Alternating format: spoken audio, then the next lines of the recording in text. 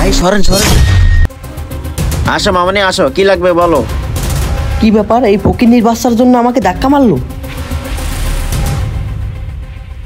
ওই মিয়া, আপনি কি আমার সাথে ফাজলামি করতেছেন? আরে ভাই আপনি একটু থামেন তো। মামনি তোমার কি লাগবে বলো। আরে ভাই আমি আগে আসি, আমাকে না দিয়ে এই পিসি কে আগে দিচ্ছেন কেন? আরে ভাই আপনি একটু থামেন না, আপনাকে পরে সব খুলে বলতেছি, আগে ওকে দিয়ে নেই। বলো মামনি তোমার কি লাগবে। ওই মিয়া, আমি আগে আসছি, আমাকেই আগে দিবেন। আরে ভাই আপনি একটু দাঁড়ান না, আপনাকে একটু পরে দিতেছি, আগে ওকে দিয়ে নেই। মামনি তুমি বলো তুমি কি নিবা।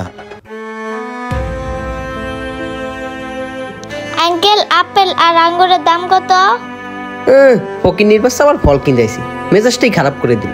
মামনি আপেলও 100 টাকা, আঙ্গুরও 100 টাকা।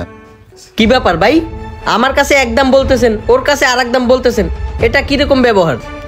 আরে ভাই আপনি একটু ধৈর্য ধরেন তো, আপনাকে পরে বলতেছি।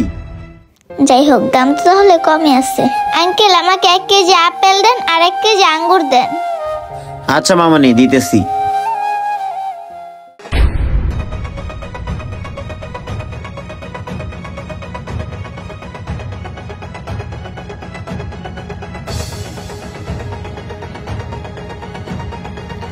এই না মামনি।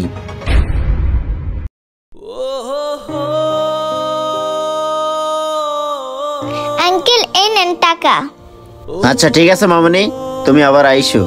আচ্ছা ঠিক আছে আঙ্কেল, আমি তাহলে যাই। ওই মিয়া, আপনি কি আমার সাথে ফাজলামি করলেন এতক্ষণ? ওর কাছে একদম, আমার কাছে আর একদম।